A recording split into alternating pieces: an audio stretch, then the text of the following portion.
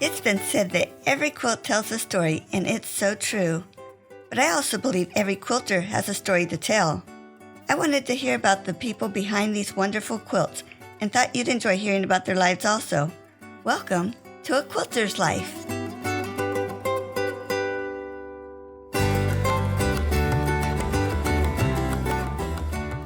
Linda Parkhouse has quite a list of positions she holds. Among them are event speaker, podcaster, personal and leadership growth coach, and quilter. Although Linda and I didn't discuss her podcast, you might want to check out Words to Lead By with Linda Parkhouse. Her podcast isn't about how to lead, rather it's things to think about and ways to become the best leader for those who follow you.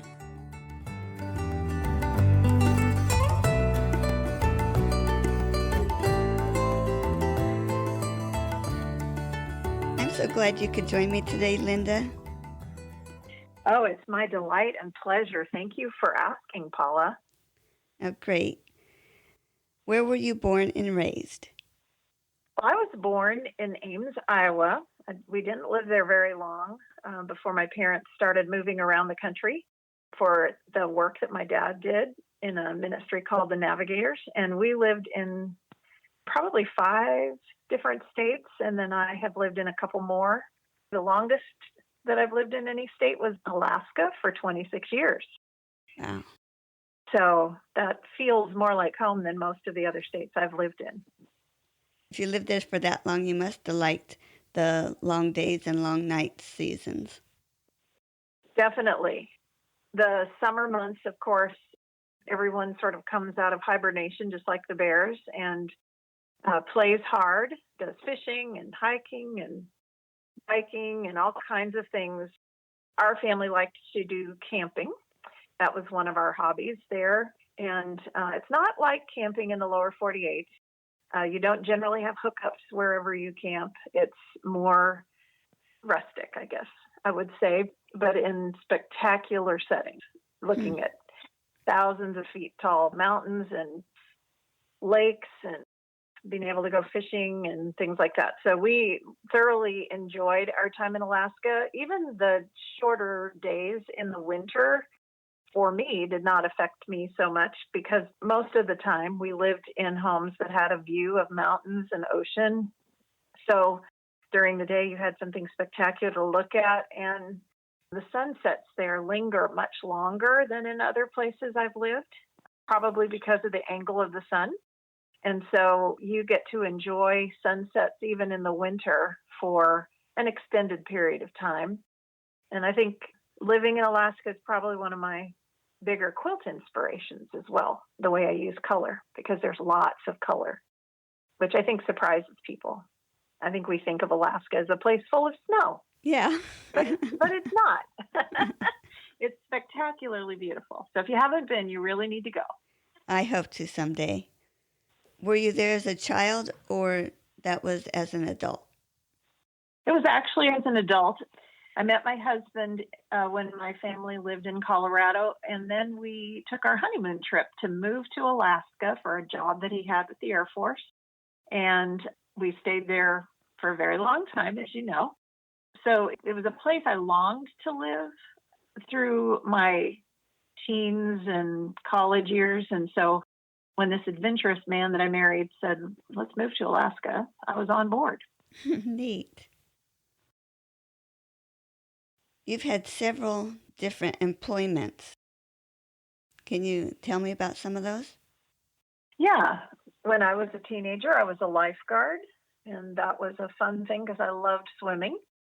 But I graduated with a degree in dietetics and nutrition, so I became a registered dietitian, and I worked in hospitals and clinics for a while before I married and after for a little while, and then took a break from my career to raise children. And during their junior high or higher elementary years, I became a pastor at our church for women.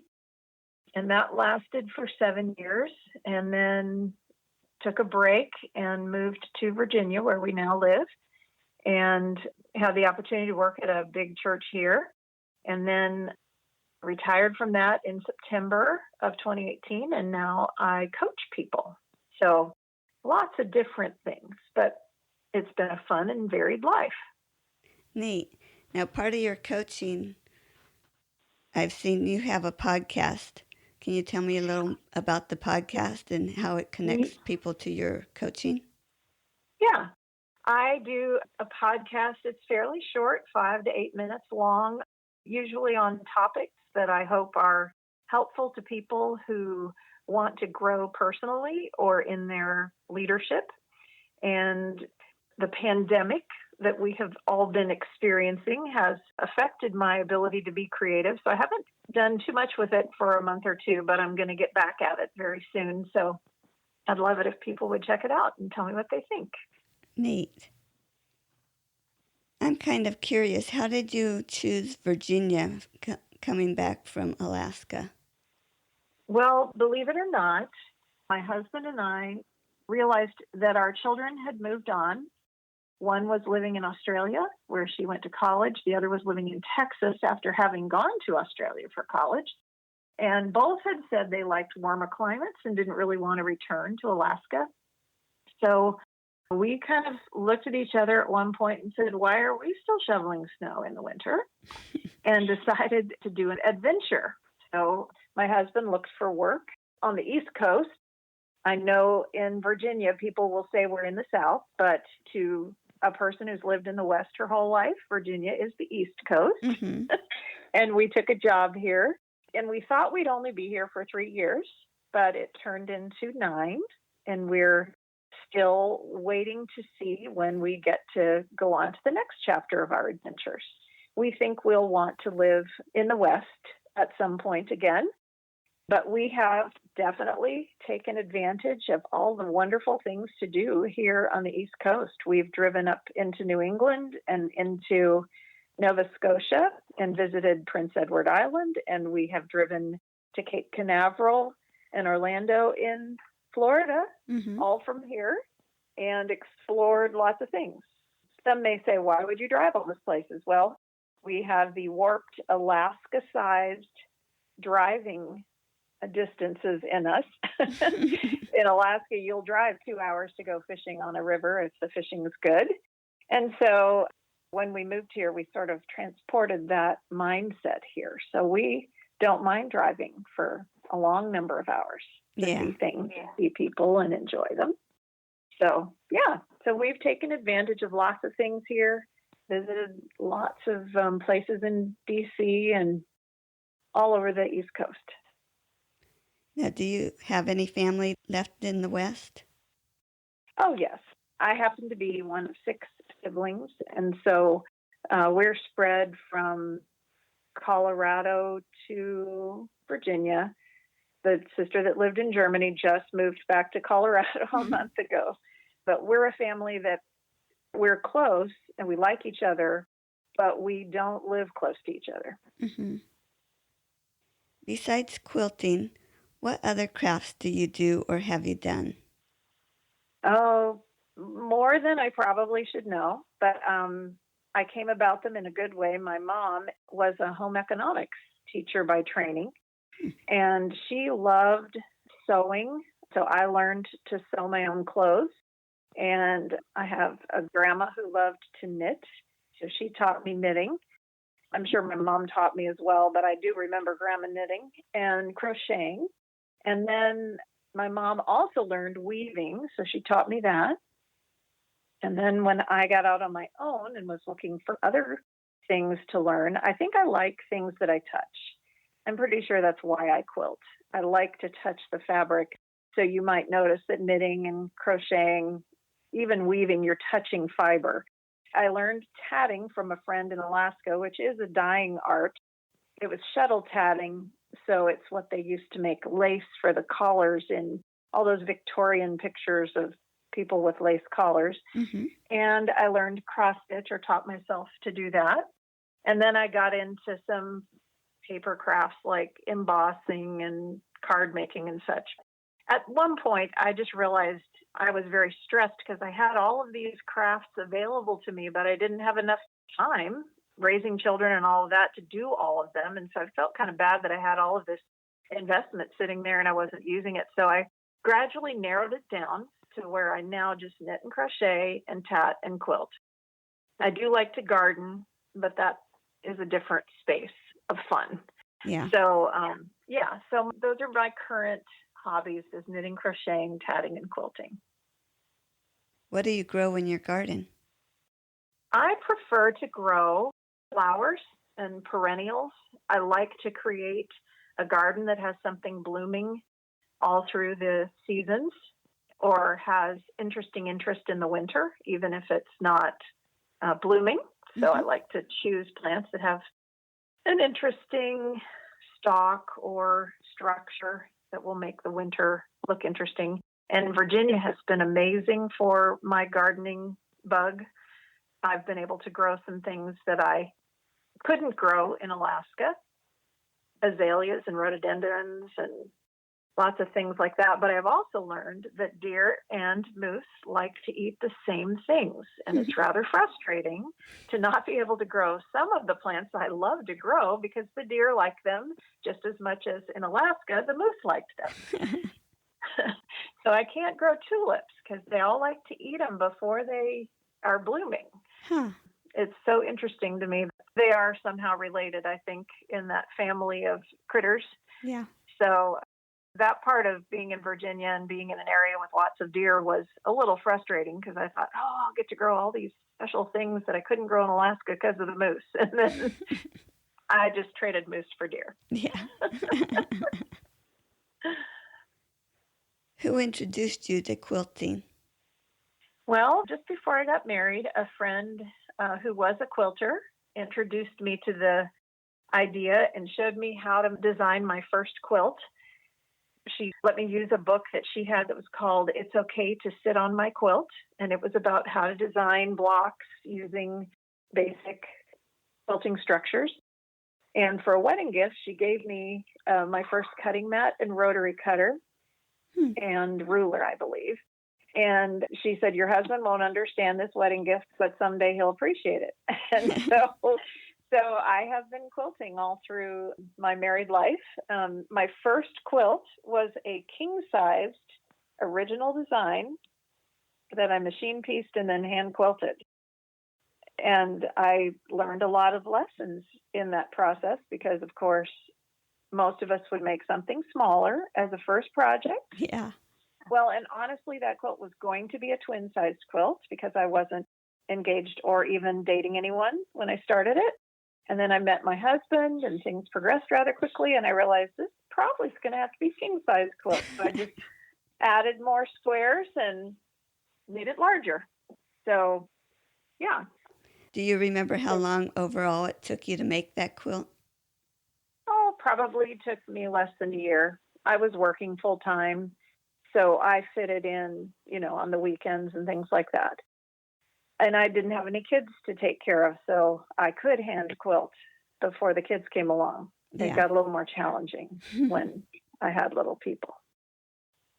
And did your husband realize what a wonderful gift that was at your wedding later? Oh, yes. He has become an appreciator of quilts. I'm a very purposeful quilter. I like to make quilts for people or for a purpose, but I also do it as art. And so he gets to enjoy my quilts hanging on the walls of our home. They are right in there with paintings and watercolors from other artists. Neat. Tell me about your favorite tool. I would have to say my favorite tool is my rotary cutter and mat. They kind of go together. It's such an efficient thing. And then my friends that quilt tease me and say I'm the notions queen. So I like to try all the new toys that quilters could have and figure out which ones I like to use and which ones work best. And honestly, if I could parlay that into a business, it would be really fun. But I really do enjoy looking for tools that'll make quilting simpler and more efficient and effective. But every quilter needs to use a rotary cutter and mat. I don't know how we survive without it. Right. Explain your favorite part of the quilting process. For me, it's the designing of a quilt. I do occasionally make quilts from patterns, but not very often. And I think it's because I get bored easily when I do repetitive block quilts. And so I really enjoy designing original quilts. I look for color inspiration in my garden and in what God has done in nature. And then I let the way that I think God's pretty courageous blending colors inform what I use in my quilts. But I like sketching something or taking a photograph of a scene and making it into a quilt. I like experimenting with techniques. Very often when I design something, I know what I want it to look like, and I can even figure out the colors I'd like to use. But then sometimes I back myself into a technique corner when, well, how am I going to do that so that it looks like my picture? And so I'll have to go hunting for a technique or something to help me complete a quilt. But the designing part is by far the most fun for me. Neat. You've been talking about different techniques or learning different techniques. Have you taken many classes? You know, I really haven't. I tend to learn by buying quilt books or talking to people that quilt and getting ideas or going on YouTube to get some ideas there. I have taught quilting, strangely enough, but I have not taken that many classes. I have taken maybe, I'd say you could count them on one hand, the number of quilt classes I've taken. But usually it'll be like a designer or someone who is using color and cloth. I went to a machine quilter showcase one year with a friend of mine who had a long arm, and I took classes there, and that really expanded my confidence and ability to quilt my own quilts, which was good because I tend to do everything smaller than a queen size quilt. I'll generally quilt myself and then send the others away because they're just so cumbersome to quilt. But it really advanced my ability to quilt. I learned McTavishing, and I'm using that on the current quilt that I have. And then I took a class from Margaret Miller back in the day, and she might have been the original stack and whack kind of person. But she also was a designer. She didn't have quilts that looked like traditional quilts. And so that's probably why I took her class. And tell me how long you have been quilting?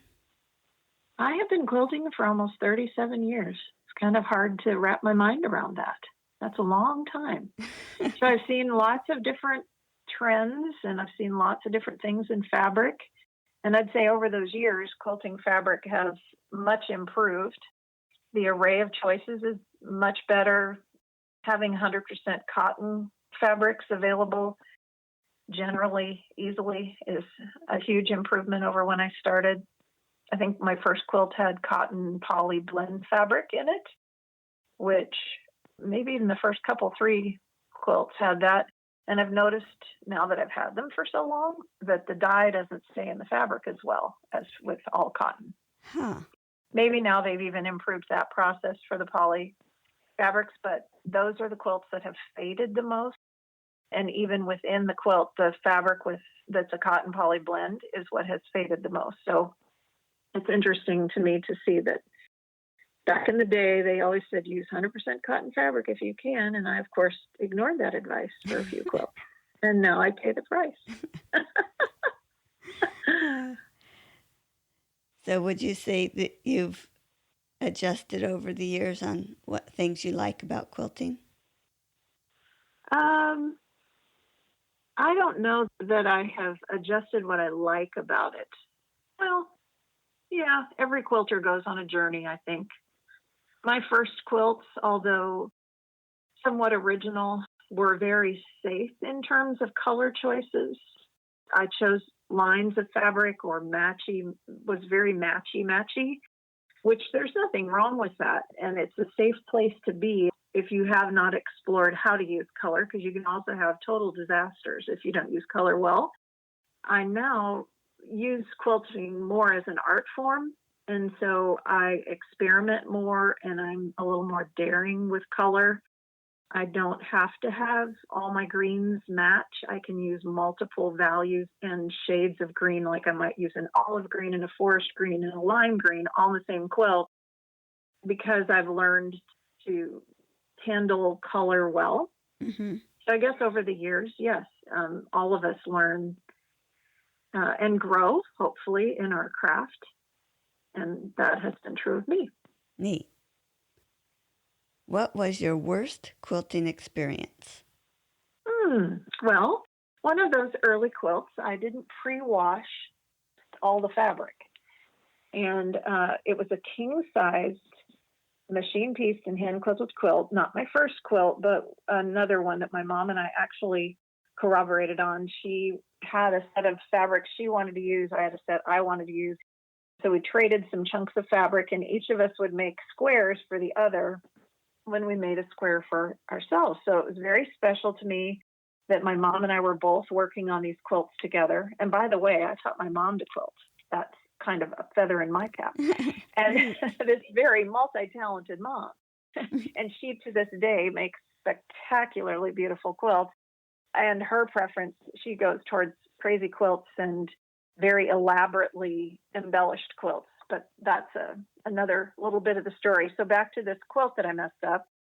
It was very special to me, but I didn't pre-wash the fabrics. Well, the first time I washed this king-sized hand-quilted quilt, there was some dark green fabric that was throughout the quilt and a light off-white background, muslin background.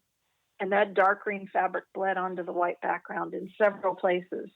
And I was mortified. I thought, oh no, this huge quilt that is we probably took 2 years or more to make that quilt.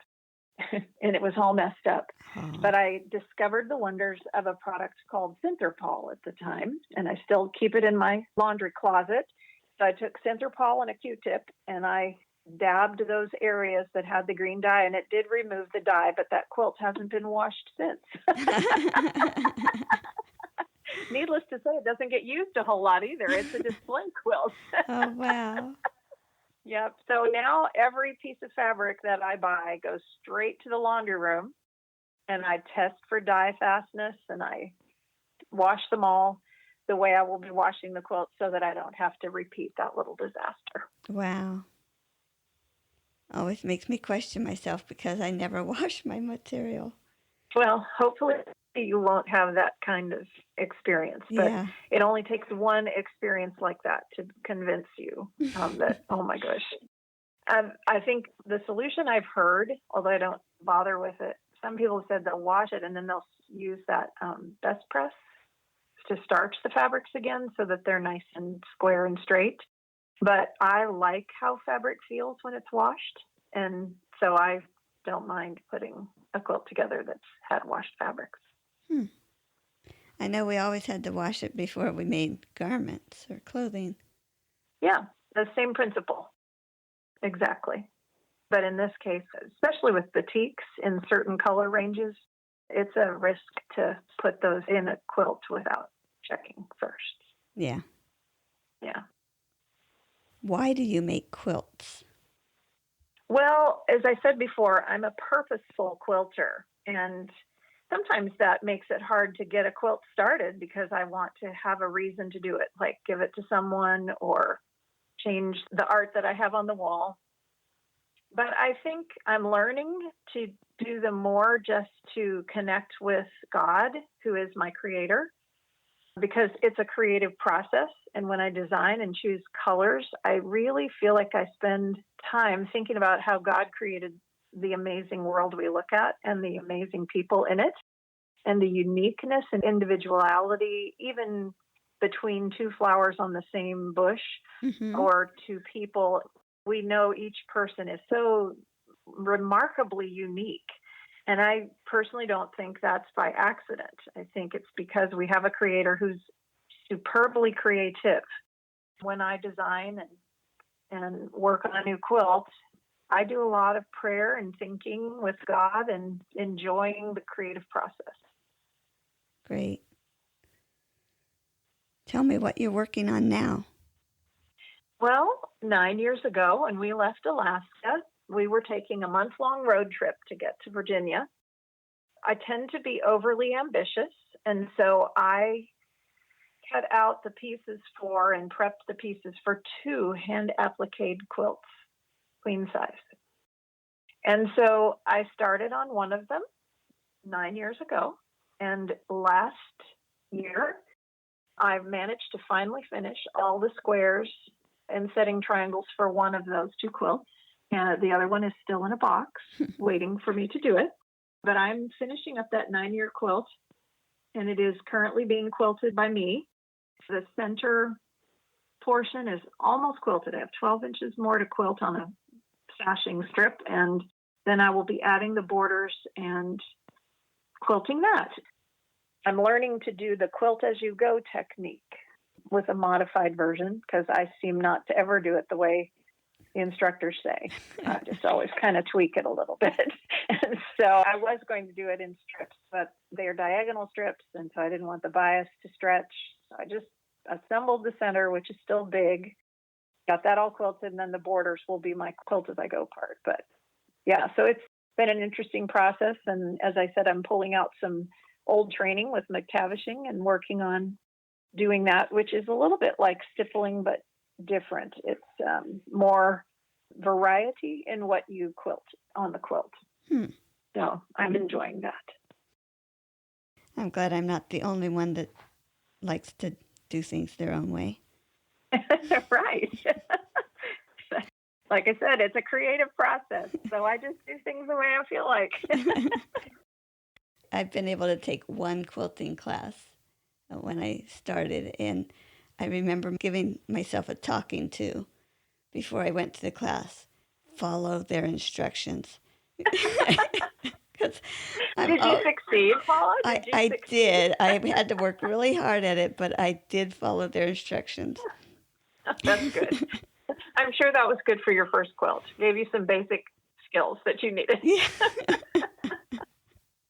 Yeah. What tip would you like to share with me? Can I share more than one? Oh, please, yes. Okay. Well, one statement that someone made, I think it was in a quilt guild in Alaska, someone said, there are no quilt police.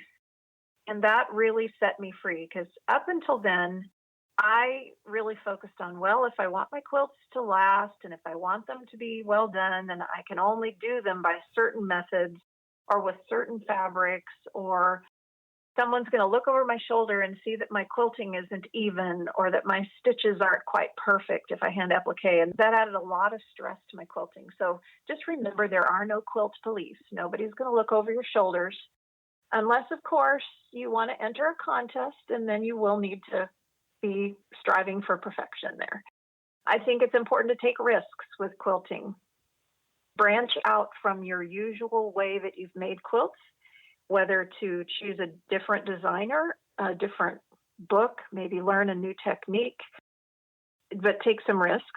Another one is to use colors and techniques that you like. I was part of several quilt guilds, and I would always admire the work of others, and sometimes I wanted to compare myself to them. And then I realized, nope, I just need to do me and do the quilts that I like to make and the colors I like to make quilts with. So I want to encourage people to do that.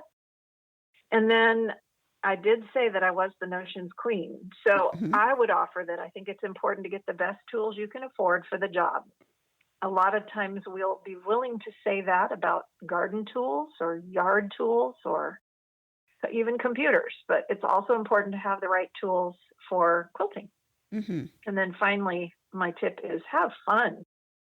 If you're not having fun when you quilt, maybe you should get a new one, a new hobby, because it really ought to be fun, what we do for fun. Yeah. Which is, for me, what it is. Yeah. Is there anything else you would like to share with me about who you are? Well, I think I am a woman who has grown a lot through her years. I used to be very perfectionistic, and now I think I'd like to say I'm a recovering perfectionist. And hopefully that shows in the tips that I gave. I have learned to enjoy the moment more than I used to. I have learned that I can always change And that's a legacy I've given my children, which I'm very proud to do. And I think I'm a person who loves and enjoys beauty, which is why I quilt and why I garden, because I like to surround myself with things that are beautiful. Great. I want to thank you, Paula, for interviewing me and letting me have this time with you. It's been very special and quite an honor to be on your podcast. Well, I am so glad that we were able to connect. Yes, it's neat that we can be connected across states and miles and time zones and enjoy one of the same hobbies. Yeah. Really beautiful. It is amazing. Our technology anymore is just getting better and better. Yes, it is. Okay, thank you so much. All right, thank you. Have a great day. Okay, you too. God bless you. Bye.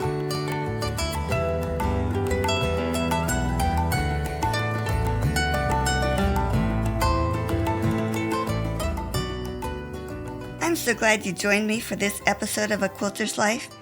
You can find more stories on aquilterslife.com or subscribe on your favorite podcast player so each episode will be downloaded automatically. If you're enjoying this podcast, would you consider leaving a review as it helps others to find the show? Also, I want to hear about you and your wonderful quilts. Please contact me, Paula Chamberlain, through the website or a Quilter's Life Facebook group to set up an interview. And as always, thanks for listening.